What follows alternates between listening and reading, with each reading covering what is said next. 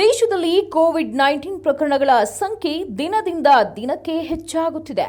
ಇಂದು ಒಂದೇ ದಿನ 529 ಜನರಿಗೆ ಕೊರೋನಾ ಸೋಂಕು ದೃಢಪಟ್ಟಿದ್ದು 3 ಸಾವನ್ನಪ್ಪಿದ್ದಾರೆ. ಕಳೆದ 24 ಗಂಟೆಗಳಲ್ಲಿ 529 ಹೊಸ ಕೋವಿಡ್-19 ಪಾಸಿಟಿವ್ ಪ್ರಕರಣಗಳು ವರದಿಯಾಗಿದೆ.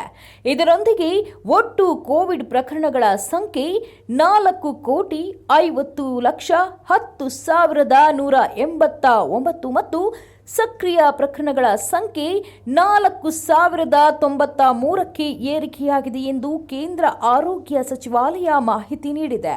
ಇನ್ನು ಕೋವಿಡ್ನಿಂದ ಈವರೆಗೆ ಸಾವನ್ನಪ್ಪಿರುವವರ ಒಟ್ಟು ಸಂಖ್ಯೆ 5,33,340ಕ್ಕೆ ಏರಿಕೆಯಾಗಿದ್ದು, ಒಟ್ಟು ಚೇತರಿಸಿಕೊಂಡವರ ಸಂಖ್ಯೆ 4,44,07,756ಕ್ಕೆ ತಲುಪಿದೆ. ಇನ್ನು ದೇಶದಲ್ಲಿ ಕಳೆದ 24 ಗಂಟೆಗಳಲ್ಲಿ 17,605 ಮಂದಿಯನ್ನು ಕೊರೋನಾ ಪರೀಕ್ಷೆಗೆ ಒಳಪಡಿಸಲಾಗಿದೆ. ಈವರೆಗೂ 93,78,495 ಮಂದಿಯನ್ನು ಪರೀಕ್ಷೆಗೊಳಪಡಿಸಲಾಗಿದೆ ಎಂದು ಐಸಿಎಂಆರ್ ಮಾಹಿತಿ ನೀಡಿದೆ. ಇನ್ನು ಕೇಂದ್ರ ಸರ್ಕಾರ ಮಾಹಿತಿ ನೀಡಿರುವ ಪ್ರಕಾರ ಲಸಿಕೆ ಅಭಿಯಾನ ಆರಂಭವಾಗಿ ಇಲ್ಲಿಯವರೆಗೂ 2,20,67,981 ಜನರಿಗೆ ಲಸಿಕೆಯನ್ನು ನೀಡಲಾಗಿದೆ ಎಂದು ತಿಳಿಸಿದೆ.